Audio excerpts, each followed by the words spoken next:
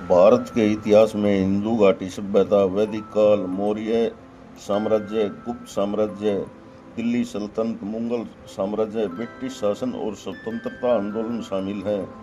यह एक लंबी और समृद्ध इतिहास वाला देश है जिसने विभिन्न संस्कृतियों और साम्राज्यों को प्रभावित किया है।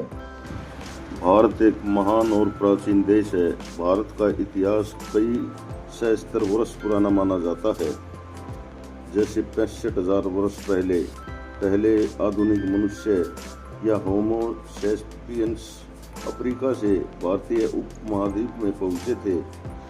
यहाँ वे पहले विकसित हुए। सबसे पुराना ज्ञात आधुनिक मानव आज से लगभग 30,000 वर्ष पहले दक्षिण एशिया में रहता था। 65,000 ईसा पूर्व के बाद खाद्य फसलों और जानवरों के वर्चस्व के लिए सबूत, स्थायी संरचनाओं का निर्माण और कृषि अधिवेश का भंडारण मेहरगढ़ और अब बलूचिस्तान के अन्य स्थलों में दिखाई देता है। ये धीरे धीरे सिंधु घाटी सभ्यता में विकसित हुए। दक्षिण एशिया में पहली शहरी संस्कृति जो पाकिस्तान और पश्चिमी भारत में 2500 से 1900 ईसा पूर्व के दौरान पनपी थी। मेहरगढ़ पुरातात्विक दृष्टि से महत्वपूर्ण स्थान है। यहाँ नवपाषाण युग 7000 ईसा पूर्व से 2500 ईसा पूर्व के बहुत से अवशेष मिले हैं। सिंधु घाटी सभ्यता जिसका आरंभ काल लगभग 3300 ईसा पूर्व माना जाता है, प्राचीन मिस्र और सुमेर सभ्यता के साथ विश्व की प्राचीनतम सभ्यता में से एक है। इस सभ्यता की लिपि अब तक सफलतापूर्वक पढ़ी नहीं जा सकी है। सिंधु घाटी सभ्यता वर्तमान पाकिस्तान और उससे सटे भारतीय प्रदेशों में फैली है।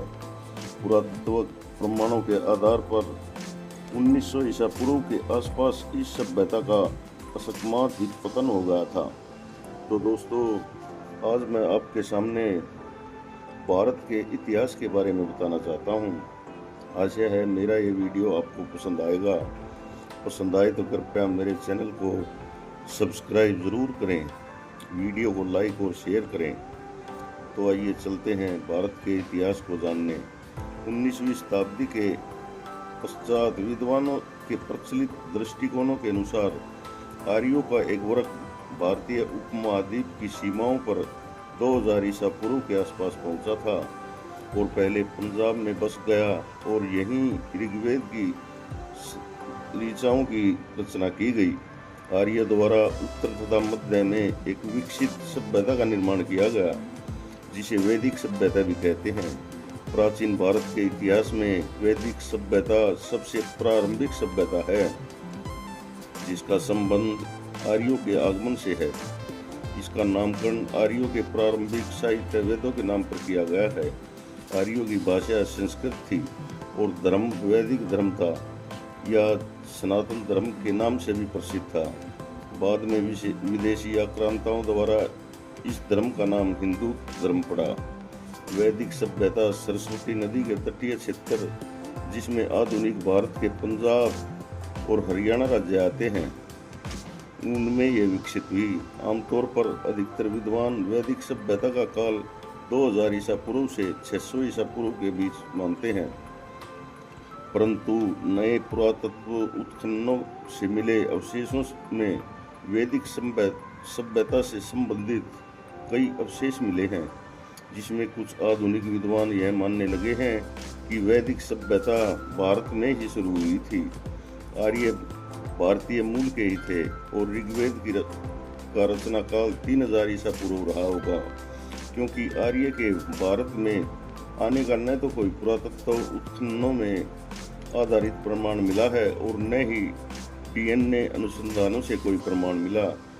हाल ही में भारतीय पुरातत्व परिषद द्वारा की गई सरस्वती नदी की खोज से वैदिक सभ्यता, हड़प्पा सभ्यता और आर्यों के बारे में एक नया दृष्टिकोण सामने आया है। हड़प्पा सभ्यता को सिंधु सरस्वती सभ्यता नाम दिया गया है क्योंककि हड़प्पा सभ्यता की 2600 बस्तियों में से वर्तमान पाकिस्तान में सिंधु तट पर मात्र 265 बस्तियां थी। जबकि शेष अधिकांश बस्तियां सरस्वती नदी के तट पर मिली हैं। सरस्वती नदी एक विशाल नदी थी, पहाड़ों को तोड़ती हुई निकलती थी और मैदानों से होती हुई समुद्र में जाकर विलीन हो जाती थी। इसका वर्णन ऋग्वेद में बार बार आता है। यह आज से 4000 वर्ष पूर्व भूगर्भीय बदलाव की वजह से सूख गई थी। आर्य लोग खानाबदोश गडरियों की भांति अपने जंगली परिवारों और पशुओं को लिए इधर से उधर भटकते रहते थे। इन लोगों ने पत्थर के नुकीले हथियारों से काम लेना सीख लिया था। मनुष्यों की इस सभ्यता को यूलित सभ्यता कहते हैं। इस सभ्यता में कुछ सुधार हुआ तो फिर चिलियन सभ्यता आई। इन हथियार औजारों की सभ्यता के समय मनुष्य नर वानर के रूप में थे। उनमें वास्तविक मनुष्य तत्व का बीजारोपण नहीं हुआ था। मोस्टेरियन सभ्यता के पश्चात रेंडियन सभ्यता का प्रादुर्भाव हुआ। इस समय लोगों में मानयोचित बुद्धि का विकास होने लगा था। फिर इसके बाद वास्तविक सभ्यताएं आई, जिससे पहली सभ्यता नवपाषाणकालीन कही गई। इस सभ्यता के युग का मनुष्य अपने जैसा ही वास्तविक मनुष्य था। अतः यूलित सभ्यता से लेकर नवपाषाण सभ्यता तक का काल पाषाण युग कहलाता है। पाषाण युग के बाद मानव जाति में धातु युग का आरंभ हुआ। धातु युग का प्रारंभ ताम्र युग से होता है। नवपाषाण युग के अंत में मनुष्य की बुद्धि बहुत कुछ विकसित हो गई थी। इसी समय कृषि का आविष्कार हुआ। कृषि ही सभ्यता की माता थी। आर्य ही संसार के वे प्रथम कृषक थे। कृषि के उपयोगी स्थानों की खोज में आर्य पंजाब की भूमि में आए और इसी का नाम सप्त सिंधु प्रदेश रखा। आर्य लोग संपूर्ण सप्त सिंधु प्रदेश में फैल गए, परंतु उनकी सभ्यता का केंद्र सरस्वती नदी का तट पर था। सरस्वती नदी तट पर ही आर्यों ने ताम्र युग की स्थापना की। यहाँ उन्हें तांबा मिला और वे अपने पत्थर के हथियारों को छोड़कर तांबे के हथियारों से काम लेने लगे। इस ताम्र युग के चिन्ह अवशेषों को चानो डेरो तथा इजनोत नामक स्थानों की खुदाई से मिले हैं। ये स्थान सरस्वती नदी प्रवाह के सूखे हुए मार्ग पर ही हैं। मेसोपोटामिया तथा इलाम में ही यही सभ्यता प्रोटो इलामाइट सभ्यता कहलाई है। सुमेरु जाति प्रोटालाइमाइट जाति के बाद मेसोपोटामिया में जाकर बस गई। सुमेरु सभ्यता के बाद मिस्र की सभ्यता का उदय हुआ। प्रसिद्ध अमेरिकन पुरातत्वविद डॉक्टर डी टेरा ने सिंधु प्रदेश को पत्थर और धातु युग से मिलाने वाला कहते हैं। ताम्र सभ्यता के बाद कांस्य की सभ्यता आई। कांस्य की सभ्यता संभवतः युग सुमेरियन लोगों की थी। मेसोपोटामिया के उर्फ्राकिस तथा इलाम के सूसा तथा तपा इंशियान आदि जगहों में उन्हें खुदाई में कांसे की सभ्यता के नीचे ताम्र सभ्यता के भी अवशेष मिले थे। मेसोपोटामिया में जहां इस प्रोटो इलामाइट कही जाने वाली ताम्र सभ्यता के चिन्ह मिले हैं, उसके और सुमेरु जाति की कांसे की सभ्यता के सत्रों के बीच में किसी बहुत बड़ी बाढ़ के पानी द्वारा जमी हुई चिकनी मिट्टी का उसे 4 फुट मोटा स्तर प्राप्त हुआ है। यूरोपीय पुरातत्ववेदाओं का मत है कि मिट्टी का यह स्तर उस बढ़ी हुई बाढ़ द्वारा बना था, जिसको प्राचीन ग्रंथों में नूह का प्रलय कहते हैं। ताम्र युग की प्रोटोलाइमाइट सभ्यता के अवशेष इस प्रलय के स्तर के नीचे प्राप्त हुए हैं। इसका अर्थ यह लगाया गया है कि इस प्रलय के प्रथम में ही प्रोटो इलामाइट सभ्यता का अस्तित्व था। इस सभ्यता के अवशेषों के नीचे कुछ स्थानों में निम्न श्रेणी की पाषाण सभ्यता के भी चिन्ह प्राप्त हुए हैं। ईसा पूर्व 7वीं और शुरुआती 6वीं शताब्दी सदी जैन और बौद्ध राजा अजातशत्रु पहली बार परिषद के संरक्षक बने थे। 492 ईसा पूर्व से 460 ईसा पूर्व राजा अजातशत्रु पहली बार त्रिपिटक परिषद के संरक्षक बने। राजा अजातशत्रु ने 492 ईसा पूर्व में शासन किया और 460 ईसा पूर्व में उनकी मृत्यु हो गई, अर्थात आज से लगभग 2000 वर्ष पूर्व त्रिपिटक की प्रथम बौद्ध परिषद उनकी मृत्यु के 9 महीने बाद आयोजित हुई, जिसे प्रथम बौद्ध युग माना जाता है। धर्म संप्रदाय लोकप्रिय हुए।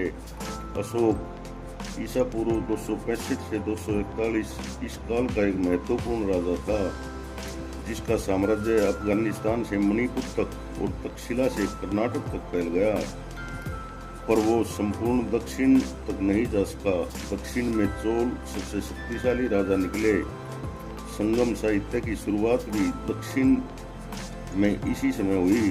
भगवान गौतम बुद्ध के जीवन काल में ईसा पूर्व 7वीं और शुरुआती 6वीं शताब्दी के दौरान 16 बड़ी शक्तियां महाजनपद विद्यमान थी। अति महत्वपूर्ण गणराज्यों में कपिलवस्तु के शाक्य और वैशाली के लिच्छवी गणराज्य थे।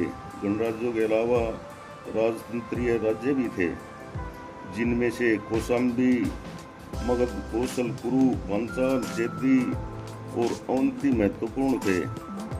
इन राज्यों का शासन ऐसे शक्तिशाली व्यक्तियों के पास था जिन्होंने राज्य विस्तार और पड़ोसी राज्यों को अपने में मिलाने की नीति अपना रखी थी। फिर भी गणराज्यात्मक राज्यों के तब भी स्पष्ट संकेत थे। जब राजाओं के अधीन राज्यों का विस्तार हो रहा था, उसके बाद भारत छोटे छोटे साम्राज्यों में बट गया।